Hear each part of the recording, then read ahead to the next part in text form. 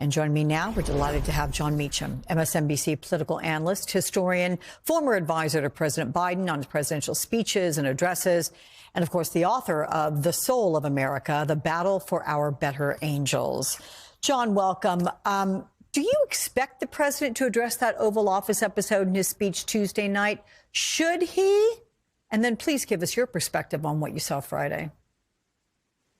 Well, starting from the back, moving forward, people are going to study that tape, that video forever. It's a remarkable moment in the annals of diplomacy and power.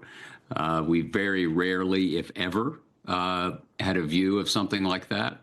And if you are a reflexively pro-President Trump person, you think this is the greatest thing ever. If you are a reflexively anti-President Trump person, you think it was one of the darkest hours in American diplomacy. One of the things I think we have to do, and I think that history tells us is useful, is we all need to become umpires and call them as we see them. And every situation can be part of a pattern, but it also has its own particular characteristics. I think what we saw there is a very clear instance of an unusually persistent pattern for President Trump, which is a tendency to see things as they are seen from Moscow.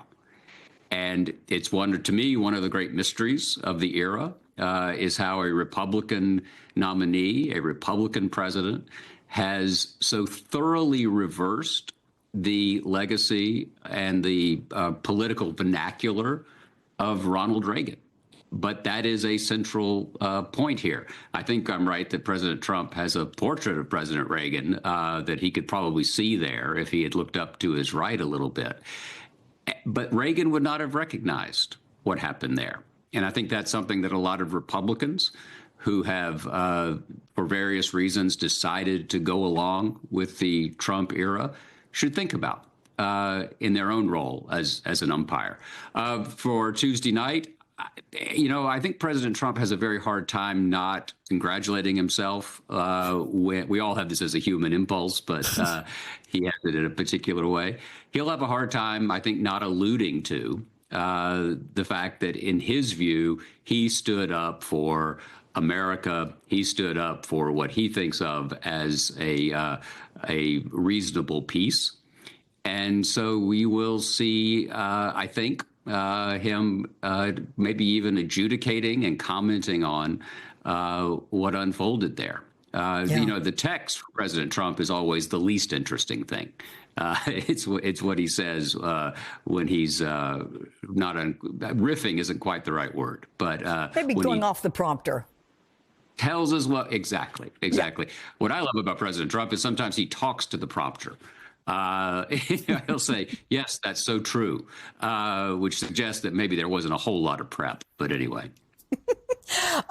So picking up on this point about the president's supporters who are going to approach that whole incident Friday in the Oval Office with a sense of pride, what is your sense of the public sentiment and the fallout? Is it just yet another moment dividing the country in separate camps? I think so, Alex. I wish it were different. I wish that we were more able to live up to the spirit of the American Revolution, which was about enabling us to use reason in a world that's mostly governed by passion. But I think that we are in an era where it's very hard for people to change their minds. And I think it's one of the fascinating elements of where we are. Too many people decide what to think based on who's doing the acting and who's doing the speaking, as opposed to the substance of the action or the words.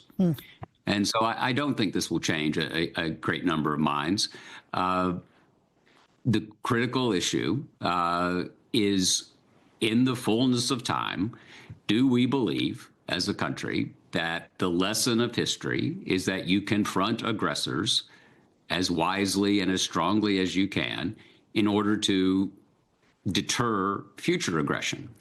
If you were a potential, if you're a power around the world and you're thinking about doing something to aggrandize yourself, your territory, to seize interests, to seize resources that will give you more power, what lesson would you take from last Friday, but that you probably have a pretty good shot of succeeding, and that the United States of America is not going to be as resolute in its adherence to trying to stand up for a rule of law, a principle that aggression for centuries has led to terrible, terrible consequences.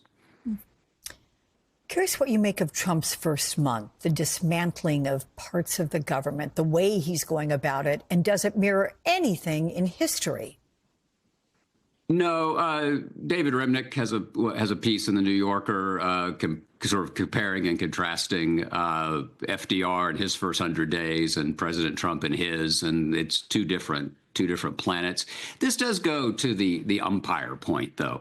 I don't think, maybe I'm wrong here, and you tell me, I didn't get the impression coming through the campaign that the focus on waste, fraud, abuse, the focus on trying to take government spending down was going to be as central.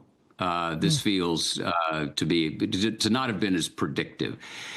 The issue is that for a lot of people, they will think, well, he's trying to cut spending. There's probably a lot of waste. There's probably too much spending. And so let's let the disruption happen. And there may be an instance or two. There's always a grain of truth. Not always, but mostly there's always a grain of truth. And what he's done here, I think, is distracted us. We are rightly focused on the merits of these cuts. But something like the situation with Ukraine, the entire executive amassing of power, which is in fact I'm not going to say it's unconstitutional, but it is anti-constitutional as it currently exists. Someone pointed out that if you don't spend money that the legislature has appropriated and that the president, by the way, has approved, that's the way the Constitution works. The way for an executive to stop spending is to do it during the legislative process. And someone pointed out that if you don't spend money that the legislature in a legal constitutional process appropriated, then you don't really need a legislature. And I think that, to me, what I would suggest to folks is watch the accretion, the amassing of power.